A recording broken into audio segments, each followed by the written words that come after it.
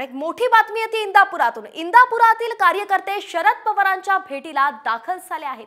शरद पवारांच्या भेटीसाठी गोविंद बागेमध्ये इंदापूरचे कार्यकर्ते एकवटले आहेत। इंदापुरातील कार्यकर्ते हे आता इच्छुक उमेदवार इंदापूरमधील इच्छुक उमेदवार हे पवारांच्या भेटीला दाखल झाल्याची माहिती आहे। आप्पासाहेब जगदाळे, प्रवीण माने हे मोदी बागेत दाखल झाले असून हर्षवर्धन पाटील तुतारी हाती घेण्याची आता चर्चा आहे। त्याच दरम्यान त्याच संदर्भात बातचीत करण्यासाठी हे कार्यकर्ते शरद पवारांच्या भेटीला आलेत। हे आणि जनता यांच्यात अंतर होतं आणि तसा निकाल कालच्या निवडणुकीमध्ये आपल्याला बघायला मिळाला। बारामतीची निवडणूक देशाचं लक्ष होतं।